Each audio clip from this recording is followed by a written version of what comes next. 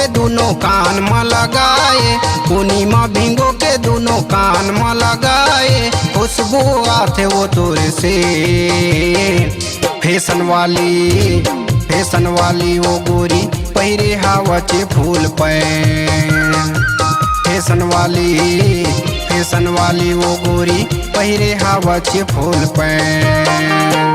पूर्णिमा भिंगो के दोनों कान में लगाए, पूर्णिमा भिंगो के दोनों कान में लगाए, खुशबू आते वो तोर से। फैशन वाली वो गोरी पहिरे हवाचे फूल पैन। फैशन वाली वो गोरी पहिरे हवाचे फूल पैन।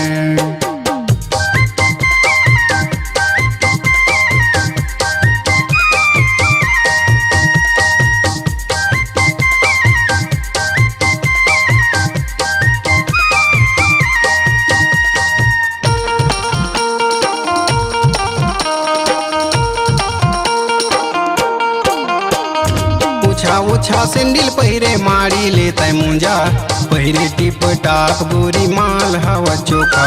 ऊँचा सैंडल पहिरे मारी लेते मुंजा, पहिरे टिप टाप गोरी माल हवा चोखा।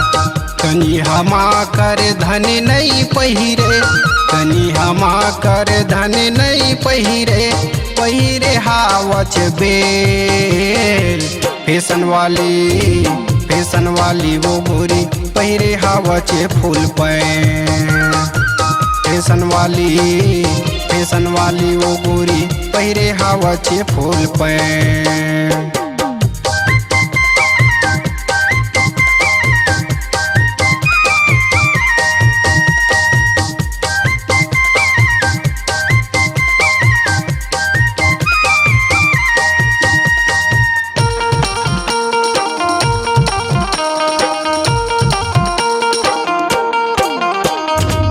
लंबा चुंदिल छोड़ के राखे हिप्पी बाल, तोर फैशन ला देख के वो बुढ़वा के होगे काल। लंबा चुंदिल छोड़ के राखे हिप्पी बाल, तोर फैशन ला देख के वो बुढ़वा के होगे काल। पढ़े लिखे माँ हाल नहीं है, पढ़े लिखे माँ हाल नहीं है, करे थज वो एग्रीमेंट। फैशन वाली वो गोरी पहिरे हवाचे जीन्स पैंट। फैशन वाली वो गोरी पहिरे हवाचे फूल पैंट।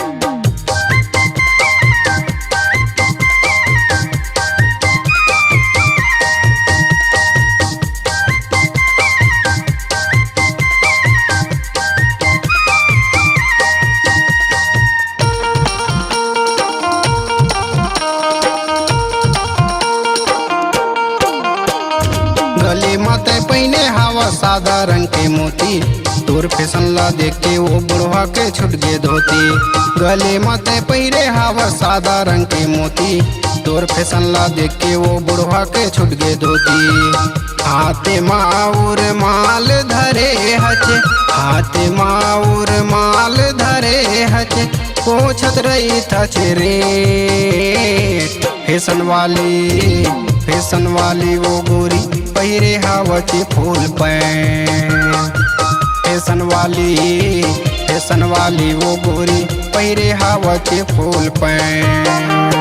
पूर्णिमा भिंगो के दोनों कान में लगाए, पूर्णिमा भिंगो के दोनों कान में लगाए, खुशबू आते वो तोर से।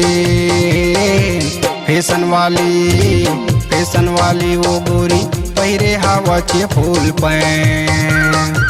फैशन वाली वो गोरी पहिरे हवाचे फूल पैंट।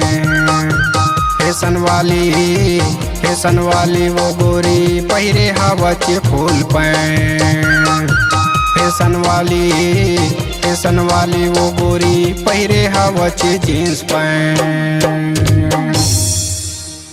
छत्तीसगढ़ी सांस्कृतिक लोक कला मंच धरती के बेटा ग्राम दुर्गडीह की प्रस्तुति आबे गोरी दिन प्रतिमा इतवार के लाली भाजी माँ मनहे राजी एवं सुपरहिट जजगीत शिव भोला बिराजे स्वर जाने माने कलाकार मंतू दीवाना एवं कुमारी ज्ञानेश्वरी राजपूत, लेखक गोवर्धन यादव, श्रीमती लक्ष्मी पटेल। कार्यक्रम हेतु संपर्क करें मोबाइल नंबर 7049246604 और 7869111214।